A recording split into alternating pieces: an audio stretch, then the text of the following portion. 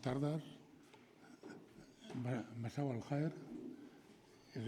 Molt content de tenir avui aquesta nova convidada a la 5a sessió, si no recordo malament, del cicle que vàrem decidir organitzar com cada any a l'Institut Europeu del Mediterrània, del que n'estem realment molt contents perquè, com vostès saben, els que són repetidors han vist que al to de les sessions és valuós, hi ha aportacions molt originals i estem, com deia, molt satisfets de la nostra col·laboració i comença a ser ja molt arrelada amb l'Institut Europeu de la Mediterrània. Avui, quan vàrem fer la convocatòria del tema de la sessió d'avui, recollíem una cosa que sembla que va dir el Jacques-Yves Cousteau, que deia protegim allò que estimem i estimem allò que coneixem. Bé, està bé. Nosaltres, que som menys elaborats que el Cousteau, ho fem de manera més paulatina. Primer és conèixer, després reconèixer, respectar, estimar, protegir. És una mica més laboriós, però potser s'entén més. És que els francesos van més de cara al gra i són més directes i més cartesians, nosaltres som una mica més espaiats i diem les coses.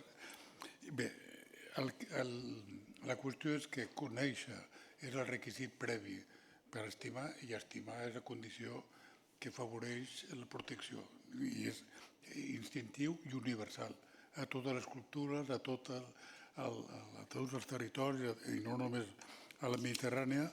El procés és similar. L'estimació és fruit del coneixement i l'estimació porta al desig de protecció. I en aquest context em fa il·lusió donar la benvinguda a la jove ponent del dia d'avui, a l'Arba Catip, i donar-li, a més, un reconeixement molt sentit, molt profund. Valoro moltíssim que una persona que treballa i exerceix i posa il·lusió i esperança en un país complex com era avui el Líban, amb tot el que ha patit els darrers 50 anys i el que encara li toca patir, malauradament, el dia d'avui, sobretot la part sud del país, doncs que en aquest país valuós, ple d'història, ple de diversitat, ple de respecte i de saviesa, porti a terme una activitat que ens ajuda i que és una inspiració per a la resta de mediterranis en la seva feina quotidiana. Per això és motiu de satisfacció i d'orgull tenir una ponent del nivell intel·lectual, científic i personal de que tenim el dia d'avui i que ens permet dialogar amb la moderadora, que ja la coneixem prou, ja és coneguda en aquesta casa, en aquesta sala, i també estem molt satisfets de gaudir de la seva col·laboració a cada nova sessió. Moltes gràcies, que gaudeixin de la presentació i gràcies a vostès dues per la seva feina. Moltes gràcies.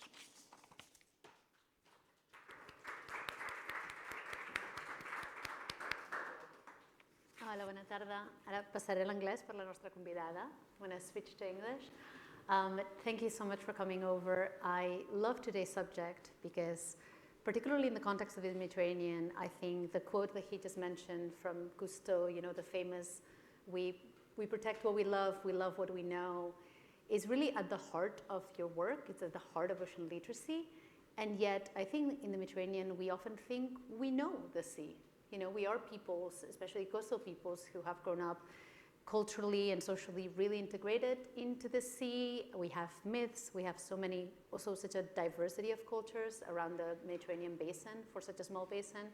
So funny enough, we are facing all these challenges that we've been exploring in the last few sessions, be it plastics, overexploitation, overfishing, deoxygenation, and we see them getting worse. We see people not taking action, and yet there is this, presupposition that in the Mediterranean we already kind of care. So I'd love, to introduce you to our guest today, which I think is the perfect guest to discuss how do we actually get people to care and, most importantly, take action. So we have Laura with us, who's the co-founder of Guardians of the Blue in Byblos, in Lebanon, where she's really pioneering community-based approaches to ocean conservation and ocean literacy. She's leading efforts in so many different ways. I think it'd be faster if I said what she's not doing, but she's looking for, to establish a new marine protected area in Lebanon, organizing scuba diving cleanups, promoting sustainable seafood, engaging with like youth and local communities, tackling things like, you know, foreign species coming into the area, like the lionfish we're going to talk about. So the goal of this conversation is to, as fellow sea lovers and communicators, discuss, go beyond what we think ocean literacy is, which is often just environmental communication, like we give people the facts, why are they changing, and explore what ocean literacy really looks like in practice and in the magical ways that you are making it happen. So before we go into all of what you do, I would love to ask why, because it's not an easy job. So what was your relationship with the sea before you got involved professionally in it? And was there ever a moment that was a aha for you, like, this needs to be my job? Yeah, so thank you very much. First of all, I'm really happy to be here. So yeah, I grew up in Paris, actually. I'm French Lebanese, so I grew up quite far away from the Mediterranean. But every summer I used to go to Lebanon to be with my family, and so we were always, you know, going to the beach and every time, and these were like the best moments in my life, really, and it felt like I belonged there. So yeah, this was my connection. And then in terms of moments, I mean, I think from the very beginning, you know, ever since I can remember, honestly, I had a kind of a fascination for the sea. But I think a moment that really stuck with me is when I watched the documentary movie Oceans by Jacques Perrin.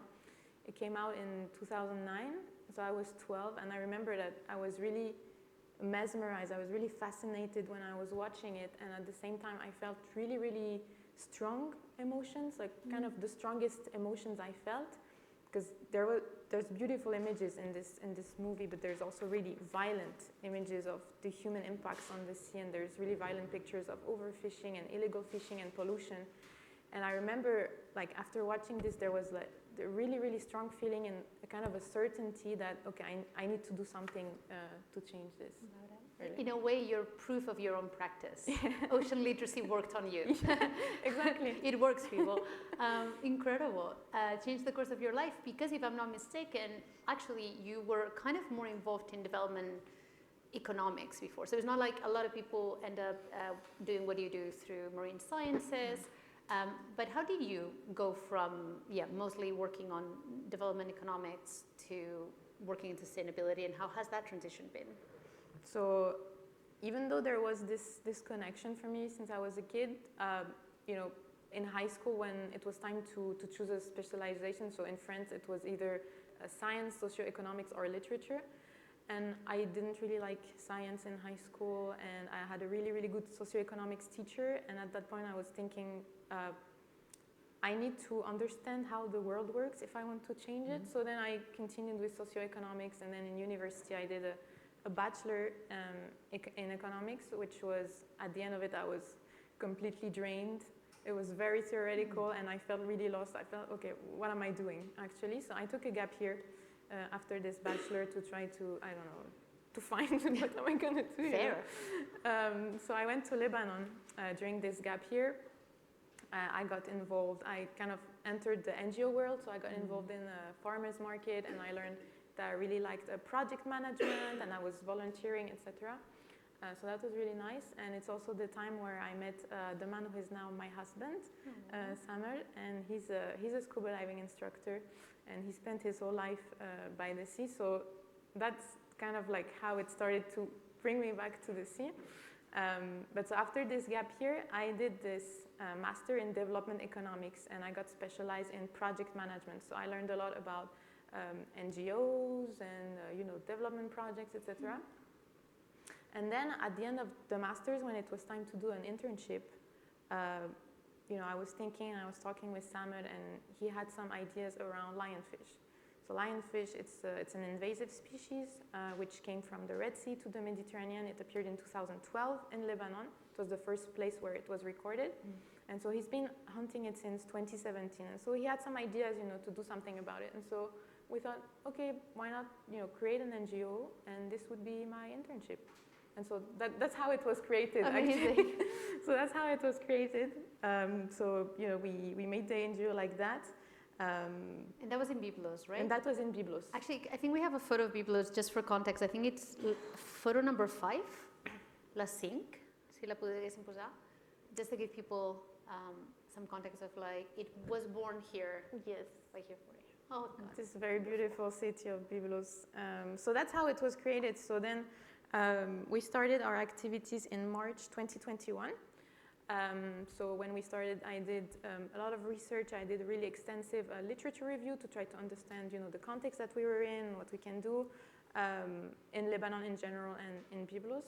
And then I was talking a lot with Samer and with his sister Sahar, who's the owner of the diving club of Biblos, which we work a lot with. And in this moment, I was reading so much information. I was finding so much interesting information. I was hearing a lot of really interesting testimonies from them from, diving every day. But all the other people we talked to had no idea about all of that. That was happening. Yeah, they had no idea about all of that. And at the same time, living in this amazingly beautiful city, we're witnessing pollution and all the horrible threats, and nothing was happening. So we're like, okay, we need to do something, and we need to raise awareness, and we need to share this knowledge that we're accumulating so that, we can start to make a change. Amazing. And then after that, I did an advanced master's in sustainable blue economy in 2022 so that I could get some official background. And so I learned a lot about, everything related to different fields of ocean science and blue economy. And that's how I closed the loop. Am I the only one who's feeling underqualified? That's phenomenal, and congratulations, what a journey, which leads me to the next one, which is ocean literacy sounds simple, because we say well, just tell the people, but it's actually, as you say, it's much more complex. You need to engage them at many levels, and it's not just sharing information. So I would love to hear, what does ocean literacy look like for you in the field, day to day? How do you try, if there is a method or a logic to how do you try to move people from knowing to doing? Yeah. Take us with you. That's gonna be a long one. So from the beginning when we started with 3 topics, 3 priorities that we identified because we felt like there's a sense of urgency, and also we felt that we could do something about these topics. So the first one, it was more about ocean literacy and citizen science. So we really wanted to share the information that we had, the scientific information that we were collecting, because as I was saying, the general knowledge is really, really, at the minimum, and it's not really taught anywhere. You don't really, hear about marine biodiversity or marine life. No, it's not really present anywhere. So in the very beginning, we just started posting on social media. So that was the easiest way for us to share some information as findable and accessible as possible, translated in English and Arabic. So we were posting some scientific facts, some information about species, etc. And at the same time, I started to collect information about the species that the divers were encountering. And especially, I was keeping on the side all the species that I couldn't identify or that were a bit strange. And I was discussing with my colleague and my friend, Dr. Ali Badreddin from Tyre. He's the manager of the Tyre MPA in the south of Lebanon. And so he helped me identify this. And this actually led to the publication of a few articles about first records of non-indigenous species that were observed by the divers.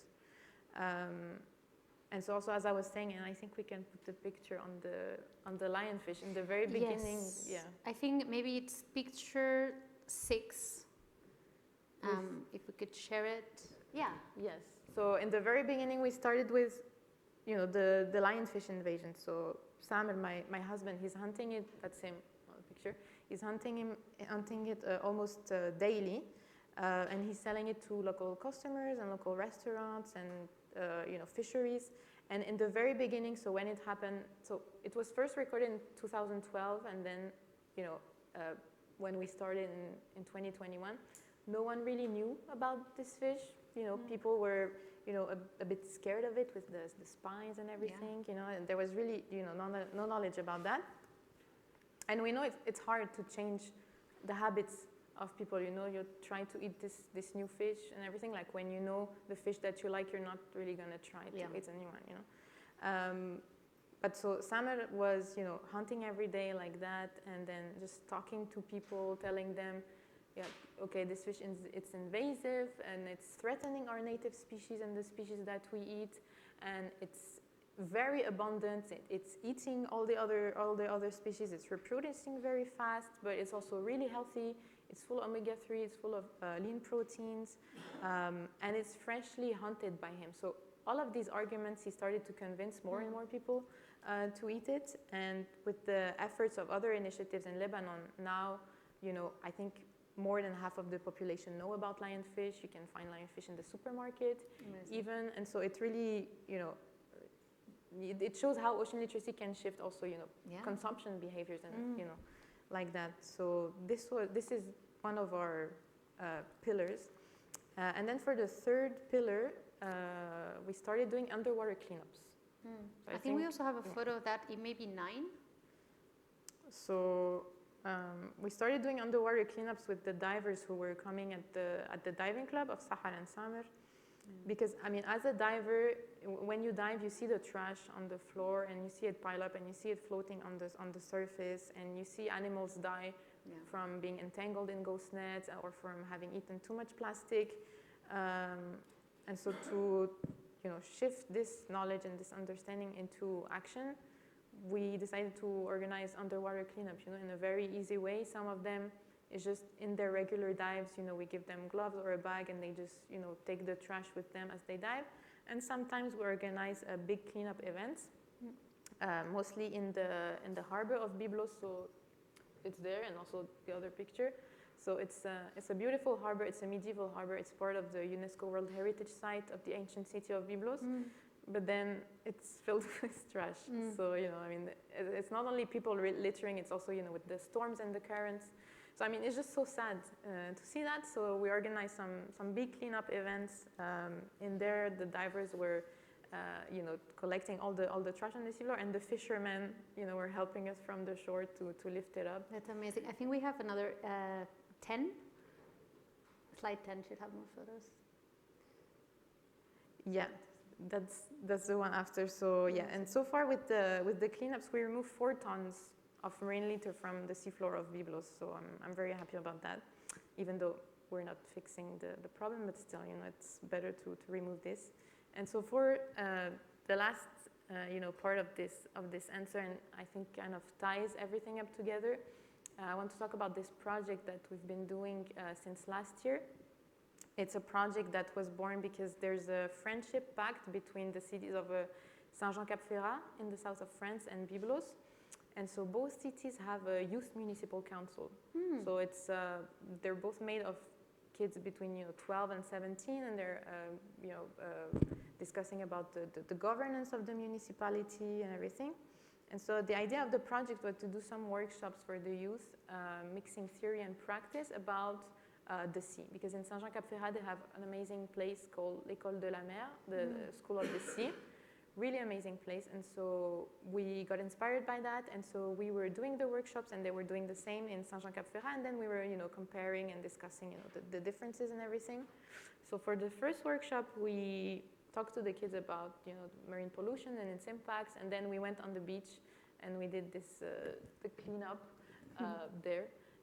So in 30 minutes, we picked up 23 bags, I think, and so we kind of just showed them like how easy it is to just, you know, do something, just to take action, you know, it's very easy.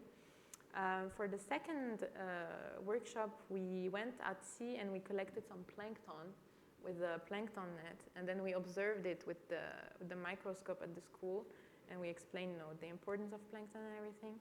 And for the last workshop, it was the best one. We talked to them about marine biodiversity, and we, you know, talked to them about the species, etc. And then we took them for their first scuba diving experience. And they all went diving, and, you know, even the ones that were scared, and it was just amazing. That's incredible. Yeah, what I'm hearing is that you chose projects that were either urgent or visible. You didn't start with, you know, something vague, as important as things like ocean warming are. Like you started with something that was, hey, this is attacking your local things or affecting the way you eat, or it's something that you're already seeing, like plastic pollution that people can wrap their heads around. That makes a lot of sense, and it sounds to me like you also are very keen on people actually getting in the ocean and having that physical. We know that experience changes minds much more than knowledge does, so it seems to me like those are clearly threats. I have to ask about the earrings. Yes. Because I saw a photo of them. Are your earrings ocean literacy? Yeah, they're lionfish. Are they actually lionfish spikes? This is the tail of the lionfish. If you put back the slide of the lionfish. Yeah, it was la cis. So that's another way we do the lionfish. So we got into, Wow. So we can't really, the tail, basically the tail of the fish. This is it. Incredible. And so, cause, I mean, in the Caribbean, they had the same issue with the lionfish invasion, and they started doing jewelry, and we thought, okay, that's so nice. And it also, like, we're hunting it because it's invasive, but it's a beautiful fish, and, you know, we don't really have the thing of like, oh, it's evil, we should kill all of them, you know? No, like, it's a beautiful fish, it just wants to survive, you know? It's there because it wants to survive. So it's also a way to kind of, like, honor it in a way, or to also show the beauty of it. And also to raise awareness, because, you know, we tell people, okay, like, if you can support us, if you get those earrings, it's you know. Amazing. So, yeah, if anybody's looking for very original Christmas gifts, that is, and it's a conversation starter. Exactly. Because obviously, you know, you're like, I'm wearing fish on my ears. That's amazing. Which brings me back to, we've seen how much you do with youth specifically, and with local communities. Can you tell us a bit about the importance of grassroots activation? And why is it more important or needed in comparison to our usual top-down approach of education, which is like, we have the knowledge, please take it, you're welcome. Why is this grassroots methodology of ocean literacy more impactful in your point of view? Yeah, I mean, you know, for us, you know, what makes it really relevant, as I was saying, you know, is, you know, we naturally use this approach, and we did it like that. You know, we don't have a scientific background. You know, no one is a marine scientist really. I mean, in the end, we're like citizen scientists, but you know, and we don't come from the policy sector. You know, we just decided to do this because we're passionate about this, and we saw there's some gaps that needed to be filled that no one was filling, and also because, you know, we live in Byblos. Samer and Sahara have been diving there, you know, and being in the sea for, you know, years. We're part of the local community, you know, and so we kind of understand the dynamics and the components in, you know, what's happening at the local level, you know, in real life. So I think that's, you know, I mean, that's the importance of the grassroots movements, is that they're implanted in the local context. Yeah. Compared to, you know, the top-down policy or the scientific sector, they kind of operate from a distance.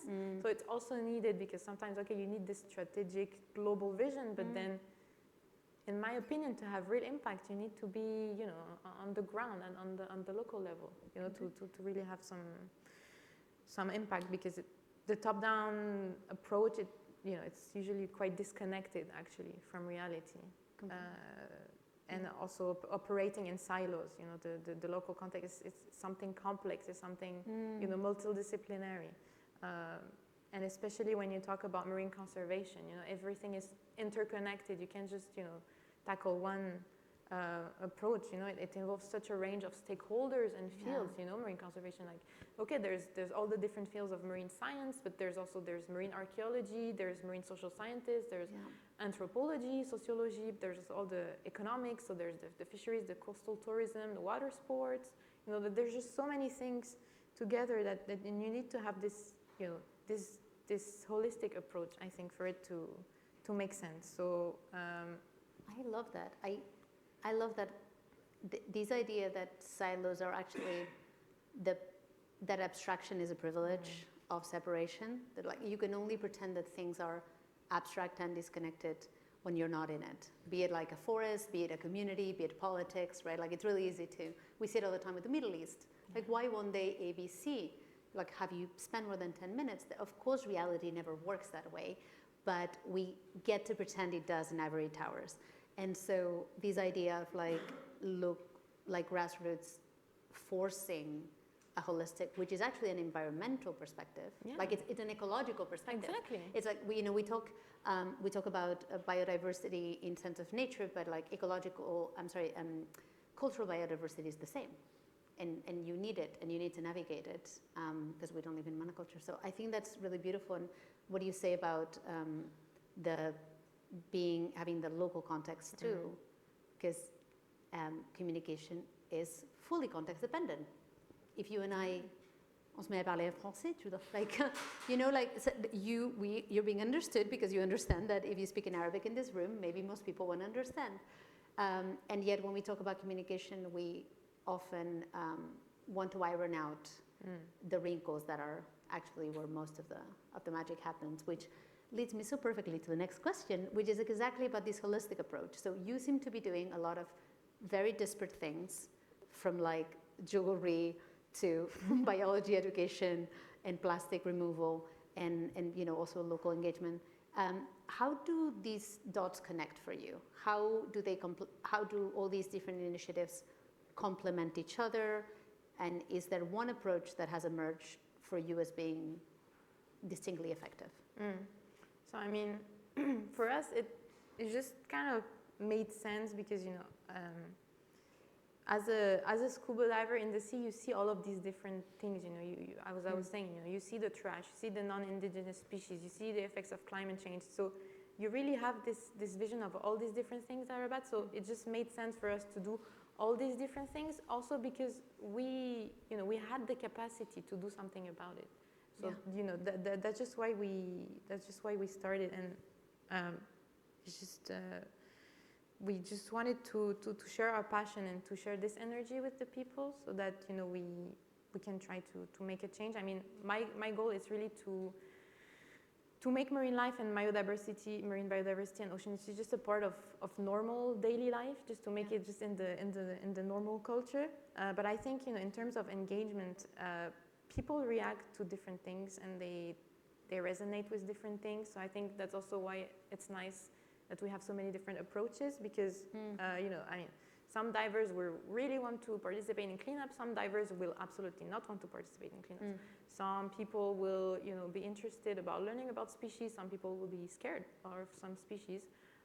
Some people will like my jewelry. Some people will not like it. Some people will want to some people will want to eat fish. Some people don't eat fish. So I think it's important to find the specific thing that people resonate with and try to tackle that. So we're really trying to connect with people, and they share with us their interests, and then we try to see how we can support them to foster this interest and to give them the different ways that they can. I'd love to double click on something that you said that is actually radical and uncommon in any sort of like directive literacy communication thing, which is we ask them what they're interested in. And then we go and figure out how to accommodate for that. When 90% of projects start with like, we know we're interested in lionfish, so why won't they? Maybe let's insist on it, right? And what you're describing is, well, if they're interested in diving, or if they're interested in the safety of the children around plastics, let's try to knead that back to our issue. And I think the common thread that I see through the work you're describing too is this idea of we can make change. Yeah. So like all your initiatives seem to be based on getting people to actually take action, and not like, educating them for 3 years about lionfish as much as like you can buy it, eat it, hunt it, or tell your sister about it.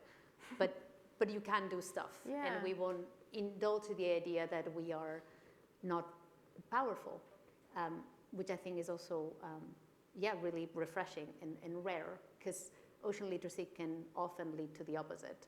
It can lead to people being like, wait, it's invasive, and there's so many. I feel less powerful now than I used to. Yeah. I mean, I think we don't want to force anything. We just want to make it very natural because it's natural for us. And it's just we're really trying to find simple ways and pragmatic ways. But also because maybe it comes that we have. I mean, all the work that we're doing, it's on a voluntary basis. We don't have funding mostly for anything. We had some funding for equipment and stuff like that, but most of the things we're doing, is just on our free time based on our passion. So also, we can't really make, this, big funded project that you have to do specific and you kind of have to force yourself. No, it's coming naturally because we're doing it because we like it, not because we prayed for it. Prayed for that. No, but so that helps. That's genius, yeah. And that's the advantage because you yourself is like, well, if I wouldn't want to get out of bed to do this, how am I going to go ask somebody to do it? And I think there's a lot of projects that put, the funding and the strategy first and only happen because of that. And then the moment that incentive is removed, you end up like, well, if you're not paying them to do it, then they won't do it again, right? And about what you were saying before also, there's the ocean literacy, right, where, as you were saying, where we just spread knowledge and then it's just, just about spreading education, but that's it. But then there's, we connect a lot with some people, as I was saying, who have a specific interest or they want to do something. And so we really try to, to empower them to share as much tools and resources and opportunities. We try to partner up so that then, they can have all the power and the knowledge and everything they need to then make the change in their own way. That's how it works. Like, I don't know, me, myself, I'm going to talk to someone, so I'm going to help to change that person, and this person is going to talk to someone else, they're going to change that person, and then the entire village is changed, right? Yeah. And it's a way of scale. We hear the word scaling all the time, which, sometimes make my skin crawl because like it's just not how nature works. But scaling can often mean let's generalize, let's create one model, and this way we can run it faster. But what you're describing is scaling through that organic modification. It's like, you can reach the thousands, but you're much better off by letting each person reach out to their own people with the specific context and tools they need, instead of trying to find the one thing that moves all Lebanese about the ocean, which then ends up being those generalizations that actually move no one. Yeah, exactly. Yeah, it's too general, it's too broad. It can have some impact, but for sure, you need, personalized things. Actually, speaking of regional personalization, you are part of a lot of global initiatives. So be it like the UN Ocean Decade or the ECOP, like Early Career Ocean Professionals, you are constantly collaborating with other folks, and often I assume the Mediterranean voice speaking for all of us. So what are some of the ways that you think, is there a Mediterranean approach to ocean literacy that you've seen kind of be different than what other people do? Is there something that you think we could learn from other regions? How do you see that cultural difference in ocean literacies in plural? Yeah, so maybe I'm going to give some bit of a institutional background around ocean literacy. So ocean literacy in the very beginning, it's quite of a Western and English-centric movement that started in the US in the 2000s, and then it kind of spread across the world. So in the US, the organization in charge of ocean literacy is the National Marine Educators Association, NMEA. And in Europe, the equivalent is MC, the European Marine Science Educators Association, founded in 2013, and they have a subgroup for the Mediterranean. So at the regional scale, this is, let's say, the institutional, the official point for ocean literacy. And so they adapted the ocean literacy framework that NMEA did, and they adapted it to the Mediterranean context. So they did the Mediterranean Sea Literacy Framework, which was translated in quite a lot of languages, and actually we translated it in Arabic. But it's quite European focused. Yeah, still. So I mean, there's a lot of opportunities and collaborations and funding for the European Mediterranean, but for the non-European Mediterranean, there's really not much of all of that. So there's a really strong inequality in that sense between these two parts of the Mediterranean. And in North Africa, also ocean literacy is quite well funded. And then in other regions, in Latin America, there's Relato, which was founded, I think, in 2021. In Asia, there's AMEA, the Asian Marine Educators Association.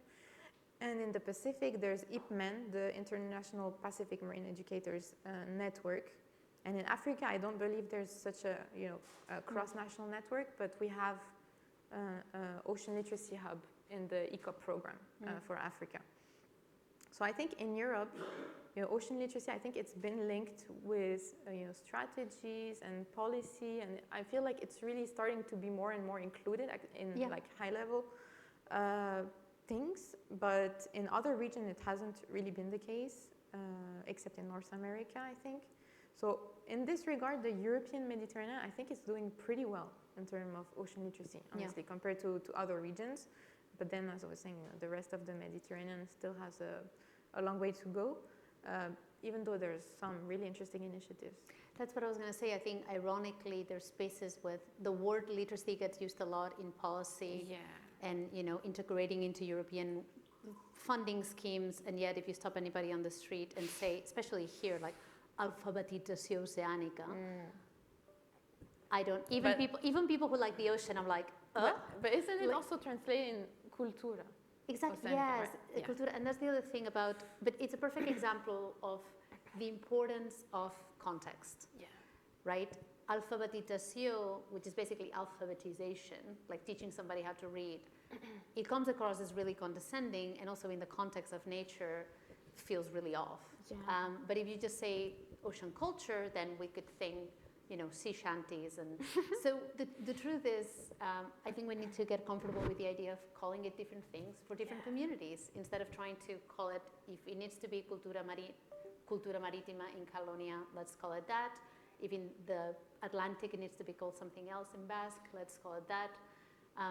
But yeah, I think it's really interesting what you say, that funding does matter, and we see an overlap in lack of marine protected areas and a lot of other resources. Which leads us to the challenges part, which I know there are many. I'm going to start with the one you just brought up, money. So obviously, in context of economic deprivation, environmental action holds. And we've seen this. There's also like I'll say it, social data to show this. When people are worried about money, they're less willing to do the right thing by nature. So how do you navigate trying to convince people about the importance of the sea in a context of social concern and specifically economic distress? Yeah, I mean, even for us, from the beginning that we started the NGO in 2021, Lebanon was already in a really deep economic crisis. So from the beginning, we've been ourselves in a very unstable and chaotic context, honestly. And even at one point last year, we had to stop a bit everything because of the war that was going on. Yeah. We had to focus actually on our own survival. Yeah. And I mean, in 2023, for example, when the war started, we lost all funding and project opportunities. Yeah, of course. Which founder wants to put money in a country that is at war and is facing worst economic crisis ever? So it's it's been there. It's been part of our daily life. But one of the feelings that we have had from the beginning is that we want to share the beauty of marine life, and we want to share the beauty of our sea, in the hope that we can show people that there is beauty to be found in Lebanon. There's still hope. There's still some positivity, and it's really been more about just sharing this, to have this positive and this kind of pride that there is beauty in our country, right? Yeah. Because it's just such a complicated situation to navigate. We can't ask anyone to volunteer or to do anything, So we just wanted to spread some beauty and to spread some positivity, because actually when you talk to people, a lot of people will tell you, no, but the sea in Lebanon, it's dead, it's empty, like there's nothing in there, it's polluted, it's horrible. Like that's the general vision of the sea. Like it's too late, like what's the point? Yeah, exactly. And then when we show pictures, I think there's some of the pictures of I think life. maybe it's number 7, could it be? Let's see. No. Oh no. Another one. The one just with the... Oh yes, number 8. Thank you. That's a teaser for later. But yeah. So when we show these images and the videos of marine life, everyone's always like, oh wow, we have this, and like they just have the biggest smiles and they're so happy, and it's just amazing. So in this context, it's been more about that, and it's been more also, about, this notion of blue mind. Yeah. Just being connected to the sea, being near the sea or in the sea can bring you a sense of peace and calm and happiness. So that's what we're trying to... Yeah. Which is most needed when you are in times of... Very much. Yeah, resilience.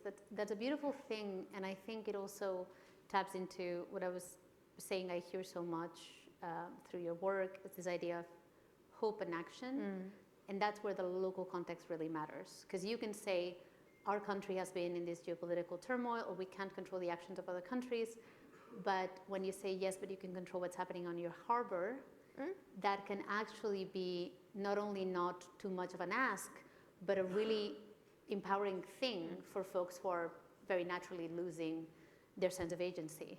Yeah. That's really beautiful. Also, it really made me want to come visit. You should come. We will, absolutely. We're all heading there after. There's a bus waiting outside. No, genuinely, if we can stay in the challenges for a second, because, hope matters. But in general, driving people from, yes, I know what I should do, to, I will do it, that's the chasm, right? So what do you think is the barrier to action to most people? Let's do a theory of constraint instead of obviously everything would help. And if we had more of everything, it would help. But when people know, as I think all of us in this room know, that the ocean needs us, and all of us in this room know that we're probably not doing enough, what do you think is the most common barrier to action? How do you go about, dissolving it or getting around it? I mean, in my context, in Lebanon at least, the problem is people knowing about the ways that they can do things. We meet a lot of people that are really interested, they have the knowledge, they know they need to do something, but they tell me okay, but how? What can I do? And the problem is in Lebanon is that we don't really have the infrastructures or the funding or the projects or the job opportunities just to, bring these ways of doing things to people. You have to do it yourself, or you have to, start something new, which can be honestly really hard. We can ask that for people. Yeah, and it's a privilege, honestly, that I've been able to do that. Because in a situation like Lebanon, it's a privilege to have free time to be a volunteer. Honestly, since the crisis, we can't ask anyone to be a volunteer because they need to pay the bills and to have a job. So that's the main barrier, really, is to find the different ways. So as I was saying, we try to keep it really simple and pragmatic, and every time that there's someone like this who comes to see us and is, wants to do something, we try to share, all the tools, all the resources, all the opportunities that we know about. We try to partner on projects. We try to include them in projects if we manage to get funding. But it's just, it's really difficult, honestly. I think what you just described is on the money. Yeah. And I think there's not a lot of money going to ocean literacy, but a lot of it is being wasted. And I think a lot of is being wasted in the presumption that the problem is that people don't know what's happening. And what you're saying is, no, the problem is that people don't know what to do about it. It's both, but very commonly you will, ask people who work in ocean conservation, and they would be like, if only people knew, if only people cared. And as you say, we're underestimating. Yeah, exactly. Most people go the ocean is not what it used to be when I was a kid. Yeah. Nobody goes oh, I thought it was great. As you say, and if we try to keep harping on people who are already convinced that dolphins are worth living, deserve to live, and if you keep being the importance, what you actually generate is a sense of blockade. And what you're saying is, yes, obviously inform people about the problem, but help them figure out how they can contribute to the solution, so that this doesn't become something that actually makes them feel bad. And I think that is really powerful, and something that I think a lot of initiatives should take into account. There's also beautiful research internationally about it. There's a study that came out about, this is climate change opinions worldwide last year, the biggest study done on the subject. And they found out that most people said, I'm really worried about the climate. And most people said, and nobody else is. Which is not true. Yeah. But this idea of I'm not taking action because I assume nobody else is as worried as I am, is in a way, much more of a blockage than, as you say, people not understanding what is happening to the environment. Because in a way, even if it's in the back of their heads. That's a big thing. That's a big thing. And I think that's also definitely a barrier to behavior change as well. Because Completely. when around you, everyone is doing something and then you want to start to do something different, that's so hard. That's so hard. Yeah, and we in a way perpetuate that image when we say, oh no, you know about it. Instead of saying like, hey, I mean, everybody's kind of agreeing that the world's on fire, right? Okay, like from there, you know? And if people didn't know, they will presume they should have known because you're assuming that they know. And again, there's degrees to this, and obviously there's communities that do need specific information, or things like, as you say, the lionfish that are invisible and that we need to visibilize. But I think what you're describing is really important, because it's also I think the magic of your projects. You're giving people a how that makes the thing about the what and the why, and we're not just harping on the what, and leaving people alone to ruminate what they may be able to do about it. We're trying. You're doing amazing. So this leads me to something that you already talked about, but also because I know this is getting a bit sad. Let's look at how possible change is. And you've already mentioned, like, you've been able to see, for example, with lionfish, how much it didn't used to be a conversation piece, and now it's very centered. What other ways have you seen ocean literacy shift behavior in the Met since you started working at it? Or even since you were a kid, like, what are some of the ways that, like, you look around and you're like, you know what, this is actually changing things?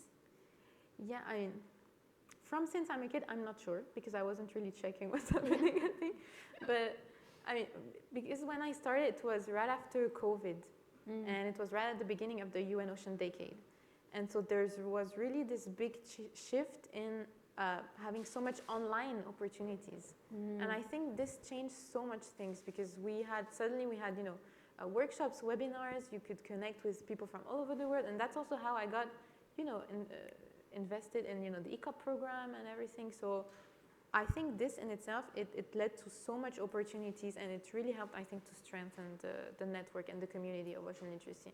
At least for me, it really helped me. I was able to learn so much just from, you know, from my computer, from being online. So I think this was definitely a big change. I think this was one of the biggest changes. And I think another change is, as I was saying before, like the fact that ocean literacy is now being mentioned in policy and in really high-level texts. That's, you know, a huge shift, I think. Yeah. That is important, because again, we can only care about what we know, and now people know that ocean literacy exists. I'm wondering, you've shown us so many different projects, but is there one that's kind of close to your heart that when you're like, you know, feeling down, you're like, at least this happened, this is good. Like, is there a particular success story that you'd like to share? Like, if this is all we got done. That's the picture. And and that is slide number 7 that you got a sneak peek of. These two posters, I'm so proud of these. I'm so happy about them, because so as I was saying, I'm so proud of these. When we started Guardians of the Blue, I went through all the pictures taken by the diving club since 2011, and I was isolating all the pictures of species to identify them and to say, okay, these are all the species we've seen in Byblos, because there hasn't been, like, there are scientific studies done in Lebanon. We have a list of the species of Lebanon, but in Byblos itself, no, this doesn't exist. So spent a lot of time, honestly, in this process, and I was confirming with my colleague Ali Badreddin, who confirmed everything. Also, if you see, here, the coral, like, this is a soft coral, which we observed for the first time in early 2024, which came from the Red Sea. There's no soft corals in the Mediterranean. Like, this is a tropical coral that is now in the one? Yeah, this one. Yeah. It's a soft coral that is now in the Mediterranean from the Red Sea. I mean, wild.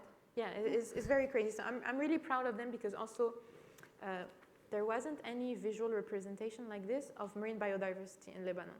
When I grew up in France, and I think probably you too, like, you have in your mind the idea of, you know, these posters with all the species and everything. In Lebanon, there wasn't anything like that. And I mean, for me, it's one of the basis of ocean literacy, right? You need to kind of have an idea of the species and everything. So this was so important for me to do. And obviously, as I was saying, there was some scientific articles, but who is going to read the scientific articles, you know? So we wanted to make it really visual and really nice. And I'm just so proud of these. And now they're displayed at the diving club. So every time there's a diver now, I can ask them, like, which species did you see? And if it's not there, actually, I have to add some species to this that we saw. Oh, amazing. Yeah, and they're freely available on our website, so anyone can download them, print them, and, you know, use them. And I'm hoping that, you know, I don't know, it can inspire other people in Lebanon to do it. Yeah, but I'm so happy. And what are the little colors attached, like the dots? Yes, so basically it's about, so the purple ones are the non-indigenous species, and then there's the conservation status, so vulnerable, endangered, and critically endangered. Because it was also, you know, it's not just about showing, but also about saying, you know, which species need protection, okay, what can you do? Which species are non-indigenous, kind of not supposed to be there. And also there's a little triangle, which is venomous, don't touch these if you're diving, because you will get a rash. Amazing. Yeah. So what are you, this is all the stuff you've done, what are you most excited about next? Is there any particular project, 2026, that I could tell? Yes, I'm so excited. I'm so excited. Actually, last week we were diving because we're doing a biodiversity assessment in the future marine protected area of Byblos. I haven't talked about this. So in 2019, the Ministry of Environment and the municipality decided to create a marine protected area in Byblos. So they chose a certain delimitation, and since then it's been in the legal process of being officialized, because everything takes a lot of time in Lebanon, but now it's at the last phase of being adopted. So we've been supporting this creation. Earlier this year we wrote a 5-year draft management plan with some recommendation and activities, and actually recommendations to make it bigger, because right now it's 0.5 square kilometers, which is very small. That's not very too big. small. No, that was the top-down policy approach that was taken, so obviously it was not very good.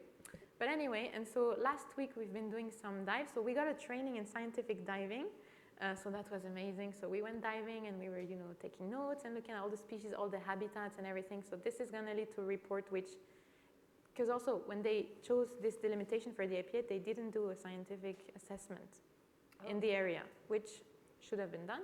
So we did it. And also something so exciting, we're doing a short film / documentary about marine life in Lebanon. This has been one of my dreams, obviously, so I'm so excited about this. We're partnering with our friend Nessim Stevenson. He's the co-founder of Kogia, which is a really cool NGO. And so he's doing all the filming. So I'm so excited about this. It's going to come out next year. And another thing I'm also very excited about for next year is we're going to do an online training on ocean literacy in Lebanon. So it's going to be free, and it's going to be, you know, touching up on a lot of all the different aspects about the sea in Lebanon. So that's going to be a way of continuing the work that we're doing. I'm so excited. Amazing. Looking forward to the documentary. It also is so full circle that a documentary sparked your passion, and now you're making one. It's been my dream from the beginning. I want to make documentaries about Lebanese marine life, because for me, this is what works and this is what needed, because I mean, a documentary, a beautiful video, you can just showcase it to so many people, you know, and this is what needed. So this is the first of hopefully many. Amazing. Yeah. Okay, well, we went on and on about the importance of telling people how to do things and not just what to do. So I think it's just fair for us to give some advice to the public, just in case. There are people in the room who either want to do stuff about the ocean but feel justifiably really overwhelmed or bummed out, or even somebody in the audience who may want to get into ocean literacy or improve their ocean literacy skills if they work in environmental work. Could you share some wisdom? Yeah, I mean, there's also this thing of like being scared of you know, of starting something, and I would say we should harness this sense of urgency, of feeling like we need to do something because there is a crisis. We should harness this fear and this urgency to just try to do things, you know, instead of doing nothing. You know, like, what's the alternative? Yeah. We're aware of this, and we do, like, let's just try to do something. I think, you know, when you're passionate about it or you really want to do something, you should just trying to do it. I think in terms of skills and advice, maybe it would be to trying to learn as much as possible about the context that you want to work in, not from just one perspective or one field. I mean, for me, it was, as I was saying, it was really interesting when I learned about, the context in Lebanon and in Byblos to read. I read, some archaeology, articles. I read about some fisheries, obviously marine science, some sociology studies, and you can learn so many different things. And then from that, you can identify where are the gaps, who are the people working in this, and where you can contribute. And then you can reach out to the people who are already working. You can try to see, how you can partner up with them, what do they need, if you can, join them. But basically, yeah, the very important thing is to start to build a network and to get in touch with people, because there's a lot of opportunities, there's a lot of ways to do things, but if you have a strong network, it was going to be much easier to learn about these opportunities. Yeah, and I think it goes back to what we were saying, the importance of knowing your context, but also of not thinking you're the only one, because you're likely not. No. However random the subject, just look at us, Yeah. At least there's two of us. Thank you so much. This has been such a pleasure. We're going to open to questions from the public now. Si algú té alguna pregunta, you can ask her in any language you'd like, and there's going to be translation. Doubts? We have one.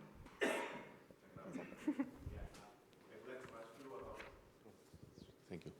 I would like to ask you, what do you think about the role of the schools? Because you mentioned, the networks of the educators, but what about, to integrate in the curricula of the kids, particularly kids, ocean literacy?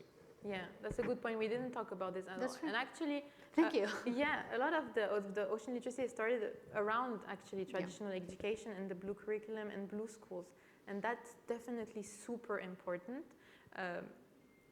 I'm like, I also want to see the other side of ocean literacy, which is outside of schools, which is the adult population. But at the same time, it's really so much needed to integrate this in schools, because in Lebanon, for example, in the school curriculum, the public one, it hasn't been updated since '97 when I was born.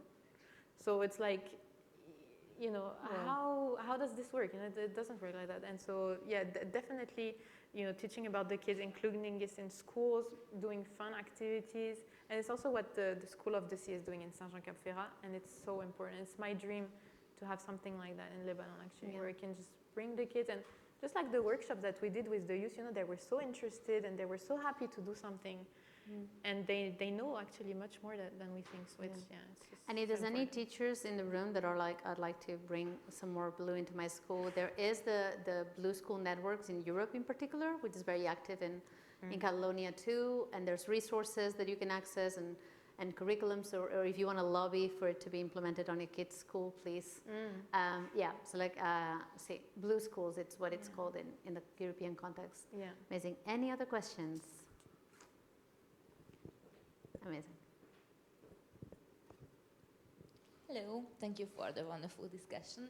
I would like you to elaborate a bit more on what Laura asked about the results that you see of your actions. You mentioned that now they are knowing about the lionfish, they eat more, they buy earrings. What about the underwater cleanup? Do you see that there is less trash thrown? Because I think that's really relevant for Barcelona. We have a lot of cleanup groups, and I don't see the decrease of the public being less,